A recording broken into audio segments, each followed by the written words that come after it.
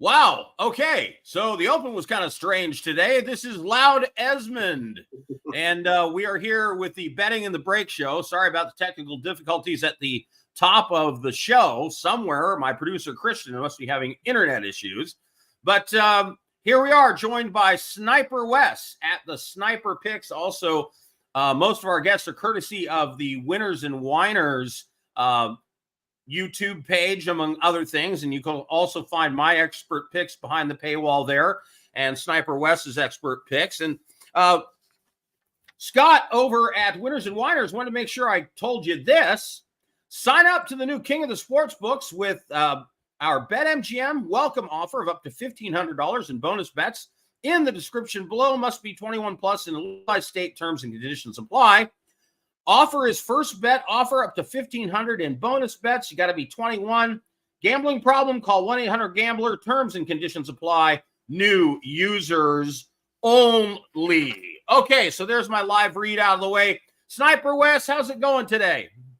It's going pretty good. So I went 3-2 on my early plays. I have 5 more left on my card. I did a morning card and an evening card, but I went 3-2. I just got beat by the Iowa State Iowa under that I went over. I took the Huskies over your Fighting Irish plus the 28.5. I'm sure you probably don't want to hear about that right now since the game just ended. That's the upset of the day. Yes, sir. I took, and also I was on the opposite side of you here. You were on the Yellow Jackets, and I was on the Orange of Syracuse today. And I also took the Razorbacks Cowboys over. That went to overtime, so overtime actually helped my over there. Otherwise, I would have lost that. And then I took the under in the Michigan Texas game, and yeah, I got beat by the hook there. So a little bit of a sour taste in my mouth. But hopefully, the evening card, I'll go 5-0. We'll see what happens. So I had Bowling Green at Penn plus 35. That covered easily. They almost upset them. I had Georgia Tech, as you said, and obviously that one didn't work out. The Irish, fortunately, only wounded my pride because I never bet on the Irish because I'm a fan and I don't feel I can see the games clearly, so I stay away from betting on them. And I've got Ole Miss minus 43. They are at the 18-yard line, second down, going in. And I need one more point, and I'm covering that bet. The other team, the Blue Raiders, haven't been able to do much of anything on offense and have turned it over a couple of times. So I think I'm going to get the cover there. And that's one of the only big spread covers I took because last week so many big spreads covered. Then when I was looking at the lines this week, and you know how this works because the betting public is dumb, the books understand that the betting public is going to see all these big spreads cover, and then when they come into the book next week to place their bets, they are going to believe that that's going to continue. And of course, the bets inflate the lines a little bit because they know people are thinking, oh, all these teams are going to keep winning by 70 points, which of course is not going to happen. They inflate the lines and people lose. As a matter of fact, today I've seen a very large number of teams not cover fairly large lines. In fact, even some small ones. It's been a very doggy day, shall we say. Are you seeing the same thing? I sure am. It's, it's like you said, it's very much kind of like our country right now. It's a lot of overinflation going on. Right. And you're Bowling Green. I think Bowling Green was leading Penn State at halftime, yes, if I recall. Yeah, they were. And also, Northern Illinois over the Irish. Just crazy stuff going on today, all over the board. All right, so we've got a bunch of 4:30 games. So before we go into other stuff, and we're going to talk about some even later game picks. Of course, the whole point of the show is betting in the break is, hey, either you've made money or you need to make some back at this point in the day. So we're going to give you the late picks. As we're both here on the West Coast, and so it's not that late for us. And, we're going to look at these 4:30, 5 o'clock, 6 o'clock, 7 o'clock games and try to give you some insight. So my first one, Tennessee at NC State. Tennessee, of course, won huge, 69-3. Of course, they were playing a very lousy team. And so, again, one of those lines that might have been inflated. But they're only minus 10. North Carolina State only beat Western Carolina 38-21. They didn't look great doing it. They scored a couple of late touchdowns and sort of inflated that total. I can't believe what I haven't seen. And I'm reading all these people. And of course, I read a lot of people's stuff. You know, I want to see what other people are saying. It's not going to affect my final outcome, what somebody else says. But I see all these people saying, and I've heard it on a couple of shows, well, North Carolina State can't possibly play as bad as they did 2 weeks in a row.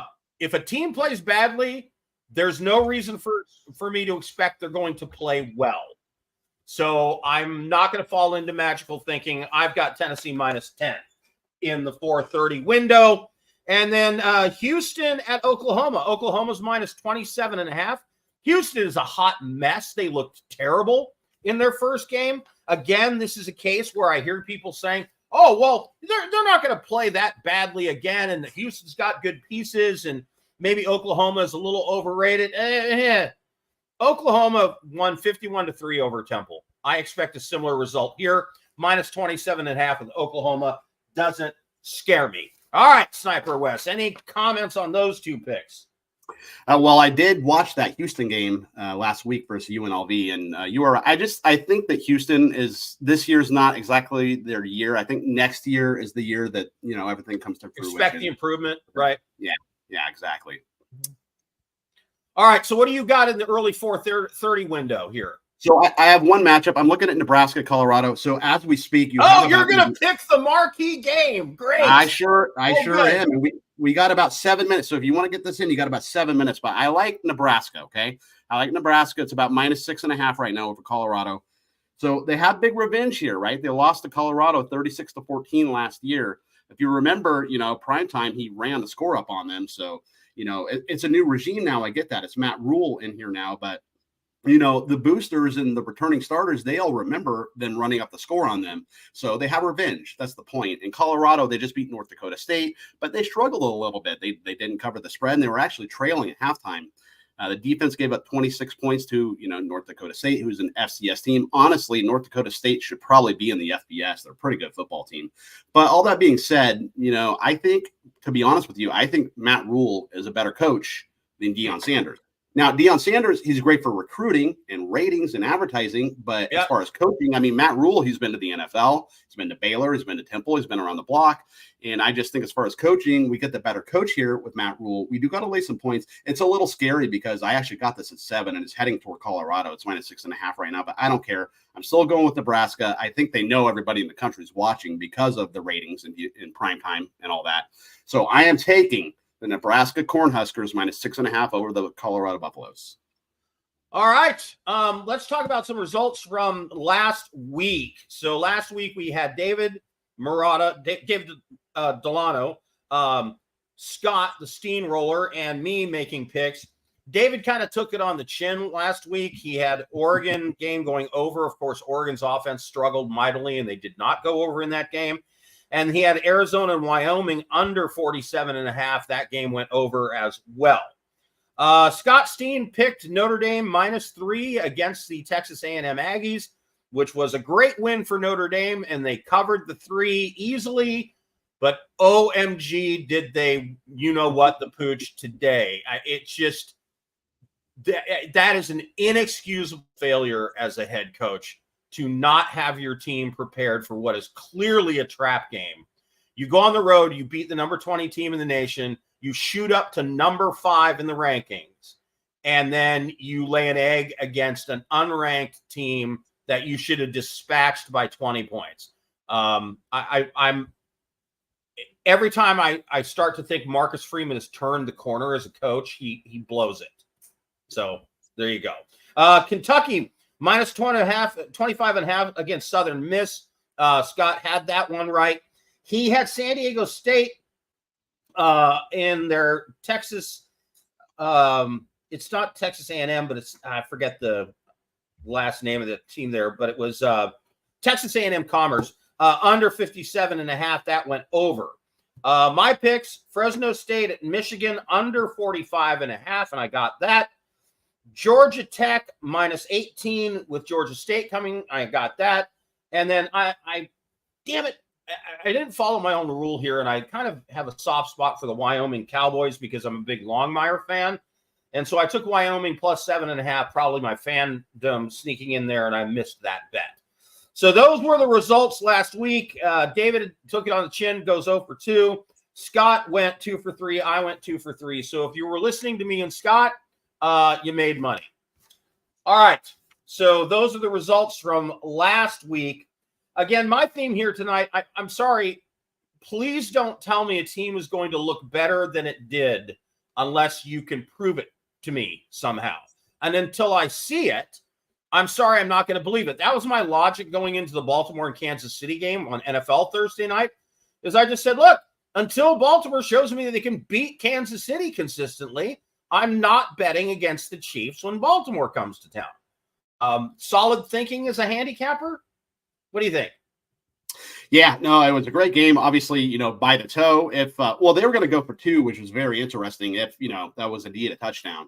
So, because if you have Baltimore, they would have covered either way, whether they converted that 2-point conversion or whether they didn't. It would have been a 1-point loss or 1-point win. So it's a game of inches, like they say. But I agree with you. It seems like Kansas City's just had Baltimore's number, even versus the spread. I think I remember they're like 6 of 7 against the spread. They're like the last 7 times they played them, they just have their number. Yeah. All right. I know you've got some other picks. Let's roll through them. Sure thing. Yeah. So I will start with, I like the over tonight in Arizona, okay, with Mississippi State and Arizona State. So both of these teams won and covered last week. Mississippi State, they beat Eastern Kentucky. Not a very good team. They're an FCS team, 56, and they beat them 56-7. ASU beat Wyoming, like you were referencing earlier, 48-7. This is the first head-to-head matchup between the two programs. But obviously, the first thing that I thought of when I factored in this game was the weather, because it's going to be 98 degrees at kickoff in Arizona, and that's not 98. That's not 98 degrees the band. That's 98 degrees the temperature. Okay, right. So Mississippi State, they're not used to that kind of weather. They might be used to humidity, but not dry heat like that. I mean, I live in California. I know all about it, and you get dehydrated pretty easy like that. So, regarding the total, the line movement for the total, it's moved up at pretty much every major book from 1 to 2 points throughout the week. So there's a lot of, money coming in on the over, whether it's sharp money or whether it's public money. But I like the over. I think it's a track meet from start to finish. Both offenses had great showings last week. I think they build on that momentum. Mississippi State in particular, with the heat, their defense is probably going to get fatigued. So ASU is definitely going to move the ball here. The question is, will the Bulldogs keep up? And I think they do. Blake Shapen, he had a QBR of 228 last week in their game, Mississippi State's game. So I think Mississippi State's going to move the ball as well. And I like the over tonight. I think it's a track meet in Arizona. If you want me to continue, I'll just give you my next plan. Yeah. So I also like Oregon State minus the 6 over San Diego State. So, the Pac, it's funny. It's the Pac-2 now, right? It's not the Pac-10, the Pac-12. It's the Pac-2. You got Oregon State and Washington State in the Pac now. But Oregon State, they just beat Idaho State 38-15, who's an FCS opponent. San Diego State just beat Texas A&M Commerce 45-14, an FCS opponent. So both teams didn't play anybody. So there's not a lot of data really to go off here. But I do like Oregon State. It's a little scary because Oregon State did beat San Diego State 26-9 last year. So, San Diego State could have revenge. But I still think that Oregon State plays well. Danny O'Neal, he's a true freshman quarterback for San Diego State, and he played well last week, but this is a whole new ball game here with an FBS front seven, right? So the Beavers front seven, I think they get after him. Remember, this is his first time facing big competition like this because he's a true freshman. So if they can disrupt his rhythm and force, mistakes or turnovers, I think the Beavers can really win this one going away. The line moved in a lot of books from -4 to -6. And I actually got this at -5.5. I got in early. It's at -6 right now. But there's respected money coming in on Oregon State, and I like the Beavers here tonight. And I also like my final lean here. I like USC tonight in LA over Utah State. It's a big number. It's 28 and the hooks, 28.5. But obviously USC comes in off the big win over LSU last week. And you can actually watch this game on the Big Ten, believe it or not, because USC is in the Big Ten now. USC does have Michigan on deck But that game is on September 21st. They have a bye week, so I don't think it's a look ahead situation really. It's a big number, but if you remember, USC and LSU, they went under the total last week by 19 points. And the reason so is because USC's defense is a lot better under Lincoln Riley, and they held an SEC team and LSU to 20 points. So why would they not play well here versus Utah State? Remember Miller Moss, too. He went 27 for 36 for 378 yards versus LSU, which is an SEC defense. And so why would he not play well versus the Aggies? Also, Miller Moss, he wants to be the new Caleb Williams, right? Caleb Williams just left. He's like, look at me for the Heisman. I want to be the new Heisman winner. Although I think Quinn Ewers is probably going to win the Heisman. He's the favorite right now, and he played great today. Boy, does Texas look good. Woo! Yeah. One other thing to keep in mind here, it is probably going to be, because I live in the greater LA area, unfortunately, as you know, Loud. And it is right now, I believe it is. Well, right now where I live, it's actually not so hot, but where the LA Coliseum, it's about 105 degrees right now. Yeah, I have a good friend who's going to that game, and he said he's not going to go till halftime because it's going to be too hot. Yeah, it's probably going to be 95 at kickoff, and Utah State's probably not used to that. USC is probably not even used to that because that's hot even for LA. But I don't know. I think that helps them too. I think USC blows them out, and I think it's a big win for the trip. It's their first home game too, so they want to play well here. Right. So by the way, Ole Miss did just score a touchdown a couple minutes ago to go to 52-3. So my 43, my big spread, the two big spreads that I believe, the one big spread that I believed in was this one, because Ole Miss has all that explosiveness and Lane Kiffin touch on the offense. Jackson Dart looks great. It's too bad that Quinn Ewers is going to be the guy this year because Jackson Dart might have had a shot at it, but I don't think anybody else is going to. And so I did go ahead and take that because besides having the explosive offense they always have, oh, you know what they have this year? They have a power running game, and they have a hellacious defense. My dark horse national championship team is Ole Miss. So, dark horse. No, I'm not saying front runner. I mean, the front runner for me is Georgia, obviously. But if you're going to pick somebody outside the Georgia bubble or Texas, which are everybody seems to be on either Georgia or Texas, Ole Miss is the one that can score with anybody, and they can play some defense, and now they can close out games with the running game, which are two things they never had before. So I'm a big believer in the Rebs. A late pick tonight, Appalachian State taking on Clemson, 8 o'clock Eastern, 5 o'clock here on the West Coast. App State is plus 17. Clemson, I know they played Georgia, okay? And Georgia's going to make a lot of teams look not very good. But Clemson just doesn't have the kind of talent anymore that you're used to seeing. I remember them having, 3 or 4 or 5 guys going in the first and second round every year. I don't see a lot of players on Clemson that are going to be in that sort of class. I don't know what happened to the recruiting. I know he isn't using the transfer portal, which, okay, honorable, but good luck, pal, when everybody else is. I'm not crazy about the Deion Sanders. I'm going to turn over 70% of my team every year. I don't think that's going to work long term. But, people are restocking their teams at key positions with the portal. Dabo Swinney refuses to do it. App State is a proud program. They laid a pretty good beating on last week, East Tennessee State. They beat them 38-10. So I'm seeing maybe Clemson 34, Appalachian State 20, and a cover here. And then, before I go on, comments on that pick?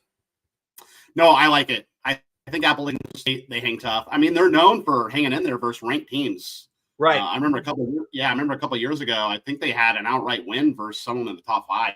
I forget. Oh, and of course, their most famous win was against Michigan in the first game of the year. I don't know. That's got to be 15, 20 years ago now. But it was still, that's what put App State on the map. And then Boise State at Oregon. I like Boise plus 19 in this one. Again, this is one of those games where I am not going to let people tell me something I haven't seen. Oregon has all kinds of talent on offense. They scored 24 points last week and didn't look very in sync doing it. Boise State looked really good on both sides of the ball, except they got really gouged in the running game. So if Oregon sticks with the run, that could be a major problem for Boise State. But again, this is 7 p.m. West Coast, 10 p.m. Eastern. So not a lot of people in the East time zone are going to catch that one. But Boise State plus Oregon, at plus 19 at Oregon is the way that I would roll on that one. Yeah, I was just speaking of Oregon. I was just looking at the Heisman odds. So yeah, Quinn Ewers, number one, is plus 650 at Bet Rivers. Dylan Gabriel, right behind him, plus 800. So, I mean, he's got to play better than he did last week, though. He's going to climb up and beat Quinn Ewers. Well, there are your late picks for the late games here. A good slate, an opportunity to grow your bankroll or to get even. Hopefully, these picks from Sniper West and me, Loud Esmond, work out well for you. In coming weeks, we're going to have more guests as the show grows. And I've got some interesting people lined up that are going to come on. I have one bonus NFL pick. And by the way, you can get my premium picks. I've got a couple of NFL premium picks, the Chargers and Raiders game tomorrow, and also the Texans and Colts game that are behind the paywall. They are my best bets. So if you want to get Loud Esmond's best bets, just go to winnersandwhiners.com, winnersandwhiners.com, expert picks, and look for me, Loud Esmond. You can also get Sniper West's premium picks over there at Winners and Whiners as well. And let's not be mistaken here. We get judged on our picks that are behind the paywall. That's what our record gets built on. It's fun doing these picks for free, and I would never mislead anyone or give out a pick that I didn't have great confidence in or wasn't betting on myself. But everybody does keep their very best picks and their best insights behind the paywall because that's how we get judged. So over at Winners and Whiners, you can get my premium picks. You can get Sniper West's premium picks. I'll give you one free NFL pick that I really like. Falcons -3. Justin Fields is going to be starting for the Steelers. I think he will really be pressing, and I think he's good for at least one interception and at least one fumble. I think he's good for 2 turnovers, Justin Fields. Also because Russell Wilson got the number 1 snaps all week, and now Justin Fields has to come in and play, and he wasn't the guy all week. It was Russell Wilson. So, Falcons -3 is a bonus NFL pick. You got any bonus insight you want to throw out there, Sniper West? I would just say, try to, if you can. I know that people wait till day of game to bet, but it pays a lot to try to get closing line value, what we call closing line value. If you can get a better line the day before on a game, if you like a team, a lot of times you bet the game the day before, you might get an extra half point. You might get an extra point. I lost today. I had the Michigan-Texas game. I had the under 42.5, and it was settled at 43. So I lost by a half point. So those half points are crucial. Try to get in early if you can, if you know where the line's going, or if you like a team and you think you're going to get a better line late, then, just keep the line in mind when you place these bets. That's what I watch the line movement. My words of wisdom for today. Yeah. Watch the line movement. All right. Loud Esmond here. This has been Betting in the Break. Thanks for being here, everybody. Until next time.